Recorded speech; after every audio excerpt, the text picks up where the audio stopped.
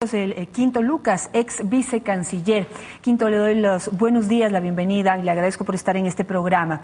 Dijo usted, de la migaja del ATPDA al neocolonialismo de un TLC con la Unión Europea. ¿Se mantiene en ese pensamiento?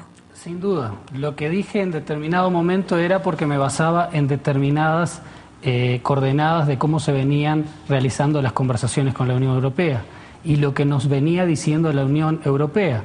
Eso se confirmó cuando yo, al pedir la renovación del SGP Plus a partir del año 2014, la mayoría de los comisionados europeos me dijeron claramente en cartas que están escritas y que las tengo en mi poder, de que Ecuador la única posibilidad que tiene es adherirse a lo que ya firmó Colombia y Perú. Más claro, echarle agua. Ahora, usted habla de un neocolonialismo, pero el mundo habla de la globalización y de, digamos, de caminos hacia donde está yendo el mundo. Esas cartas que le han enviado varios países de la Unión Europea quizá lo prueban. Hay un camino que está trazado por el mundo y no podemos ir contracorriente, ¿o sí? Hay un camino que está trazado por el mundo que cada vez existe más proteccionismo. La Unión Europea, que está en quiebra, trata de protegerse a sí misma y hacer tratados de libre comercio que son tratados de libre comercio puros, en los que se le llama de distintas formas.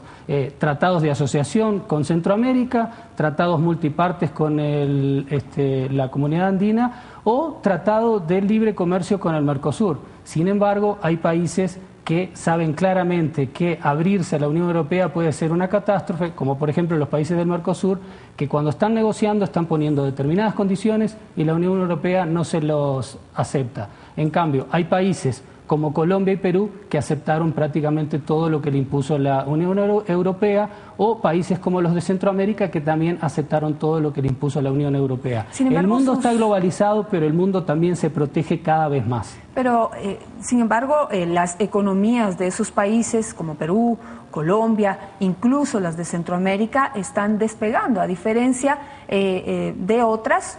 No creo que nosotros estemos mal, pero quizá podríamos estar mejor. Es decir, han logrado acuerdos, pero mucho mejores, por ejemplo, como los que logró México, y precisamente aprendiendo de la experiencia. Es decir, no podemos ver todo malo, ¿o sí? No, claro. Hay que hacer acuerdos comerciales, porque a mí también me han pintado como el que estoy en contra de todos los acuerdos comerciales, ¿no? Yo estoy a favor de los acuerdos comerciales, pero de los acuerdos comerciales equitativos. El problema es que el mundo realmente es una selva, no es el mundo globalizado lindo que nos pintan. Es una selva en la que nosotros debemos protegernos, y más cuando no tenemos moneda.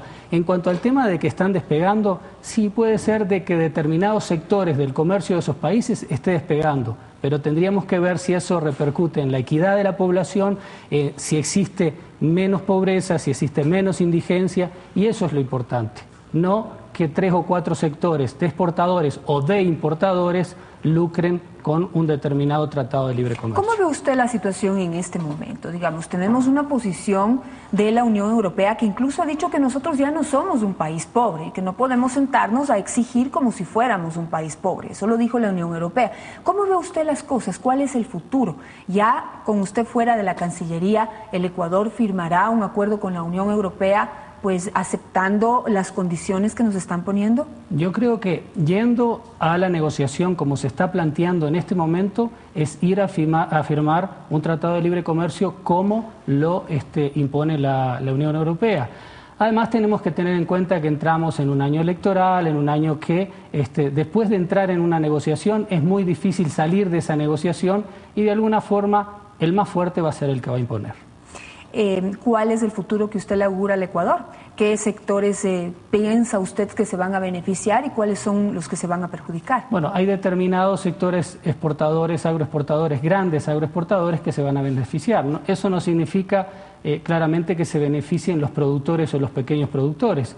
Ahora, hay determinados sectores, como pequeños textileros, que van a ser realmente casi que liquidados cuando invadan las textileras o los productos textiles de marca de la Unión Europea. Veamos qué pasa con los textileros de Pelileo o de las cercanías de Ambato, ¿qué puede pasar con ellos? ¿Cuál es la posición de ellos en toda esta etapa de negociación que han propuesto? Porque también se pide que todos los productores vayan a la par. A veces aquí se produce muy caro. En otros países se logra producir casi los mismos productos a menor precio. ¿Por qué aquí no lo logran? Bueno, aquí también se producen muy caros carros y se venden carros prácticamente sin componentes nacionales. O sea, es muy difícil la producción nacional porque no se ha incentivado la producción nacional. Lo que se ha incentivado es prácticamente las dádivas, la necesidad de la dependencia. En otros países, inclusive algunos países del Mercosur, no tienen esa dependencia ni de la TPDA ni del SGP+, y sin embargo han logrado fortalecer su industria nacional, que eso es lo que deberíamos hacer nosotros. ¿Y aquí por qué no hemos logrado fortalecer la industria nacional? Porque esa ha sido la queja de los industriales y de los empresarios en estos últimos 5 años, que no hay suficientes Pero lamentablemente muchos de esos empresarios y de esos industriales como de esos exportadores han estado acostumbrados a vivir de las dádivas, a vivir de la dependencia. No hemos estado demasiado exigentes y eso no nos ha perjudicado, es decir, en vez de abrirnos a la posibilidad de, digamos, de hacer un toma y dame con la Unión Europea, nos hemos cerrado a llamarlos neocolonialistas o a tacharlos de querer abusar de países como el Ecuador, pequeños como el Ecuador, y eso quizá nos ha puesto en una mayor desventaja. ¿Cómo lo ve usted? Es que el intercambio justo está en eso, en que uno da y el otro también, y pero se ellos ceden. No aceptan nada de lo que nosotros proponemos. No aceptan nada. Nada. No aceptan nada de nada. En la realidad no aceptan nada de nada.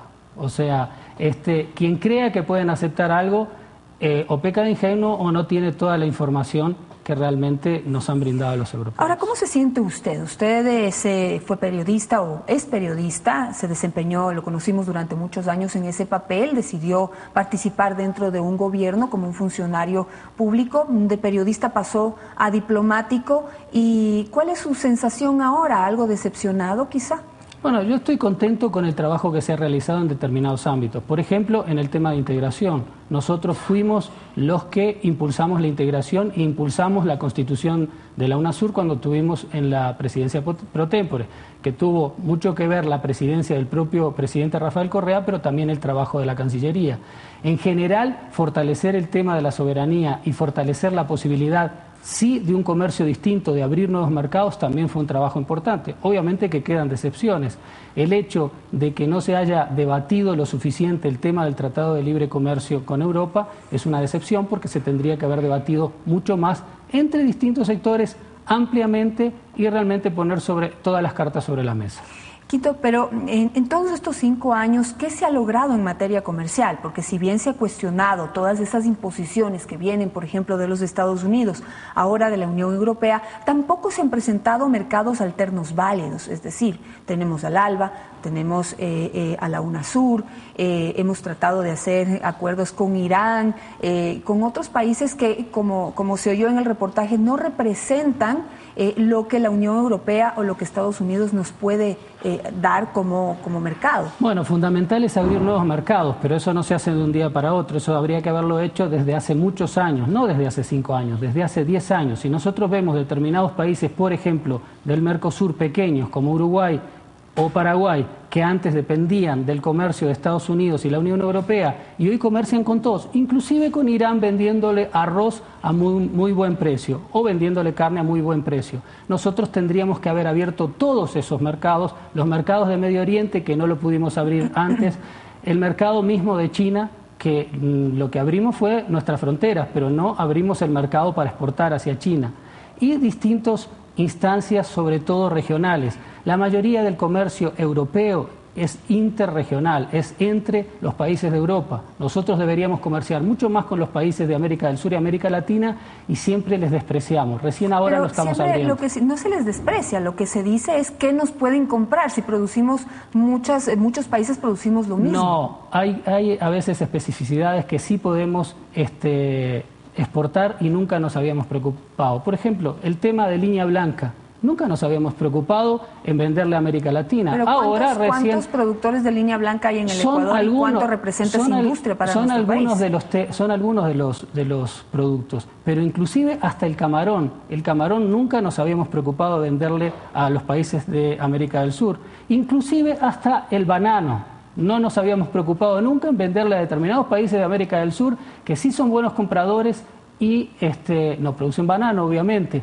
Hay muchos productos y muchas posibilidades de venta que nunca se habían explorado porque lo más fácil era vivir dependiendo de determinadas dádivas. Inclusive, a pesar de que se pierdan esas dádivas como la TPDA, se demostró el año pasado que mismo sin la TPDA igual íbamos a seguir comerciando con Estados Unidos sin ningún tipo de problema. Pero muchos de esos empresarios han caído en crisis, muchos han desaparecido, es decir, no todos han sobrevivido.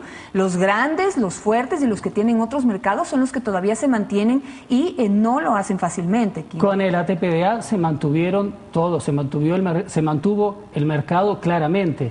Y lamentablemente ese es otro de los problemas. A veces se utilizaba el ATPDA como una excusa. Cuando se cayó el ATPDA y cuando el gobierno dijo le podemos dar determinadas posibilidades, determinados tipos de formas de subsidio, finalmente nadie utilizó. Y siguieron comerciando con Estados Unidos. La gente quiere comerciar la gente quiere dependencia y con las reglas claras, es lo que piden. Claro. Reglas claras y que se respeten esas reglas. Las reglas claras son las reglas de la dependencia. La gente lo que quieren, o determinados empresarios o determinados exportadores, lo que quieren es la dependencia, seguir dependiendo de determinadas dádivas. No he escuchado eso, lo que quieren es no ATPDA, quieren un acuerdo comercial para el desarrollo, TLC o como le quieran llamar, no importa cómo le quieran llamar, en ventaja para los ecuatorianos y con apertura hacia el mercado norteamericano. En ventaja para 3 o 4 exportadores. Bueno, esa es la ventaja, para los que más se pueda. No, esa es la ventaja que se busca en los tratados de libre comercio. La ventaja para Estados Unidos, Europa y para 3 o 4 exportadores y unos cuantos importadores. Yo no creo que, si se pone a ver las partidas que hay que entran a los Estados Unidos, no son 3 o 4. También es minimizar lo que se ha logrado en todos estos años sin ayuda de ningún gobierno. En este momento, sin necesidad de tratado de libre comercio y sin ATPDA, seguimos comerciando sin ningún tipo de problemas con Estados Unidos. Entonces, no sé para qué vamos a ir a una dependencia en la que Estados Unidos nos invada con determinados productos que ya fueron estudiados y que ya fue trabajado y por algo la mayoría de la población se opuso al TLC con Estados Unidos, volvamos de nuevo con otro nombre, a decir Acuerdo para el Desarrollo o Acuerdo para Pero en este momento lo que se exporta a los Estados Unidos se lo hace con ATPDA. Lo que dicen los productores, exportadores, es que no quieren ATPDA, quieren un acuerdo comercial que ponga las reglas claras. Muchos meses sin ATPDA. Estuvimos muchos meses sin ATPDA y en esos meses aumentó las exportaciones, aumentaron. Pero eso fue a costa y riesgo de los productores y de los exportadores, aumentaron no en condiciones ideales. Porque el mercado ya está cautivo, porque Estados Unidos necesita de determinados productos y porque cuando hay determinados mercados establecidos no es que se caen así como por arte de magia. Quinto, pasemos a otro tema. Quisiera saber cuál es su concepto sobre la valija diplomática que llegó con droga a Milán. Ha habido mucho hermetismo en ciertas ocasiones de parte de la Cancillería y a veces han hablado de más. Eso yo lo he dicho, ha sido parte de mis críticas, que cuando han salido a hablar han metido las patas porque han dado información equivocada y han tergiversado en ocasiones la información. A la final, aquí en el Ecuador todavía no se sabe nada concreto. En Italia se han avanzado las investigaciones, pero tampoco podemos saber cuál es el criterio de nuestro país frente a esas investigaciones. Bueno, yo no he salido a hablar sobre el tema de la valija diplomática porque la valija diplomática en sí, como instancia, no depende del viceministerio político, no ha dependido nunca.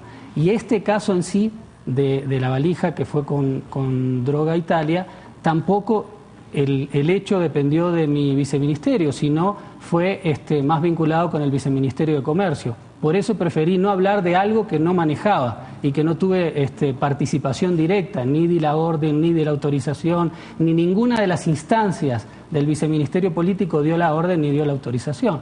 Por lo tanto, preferí no participar en eso.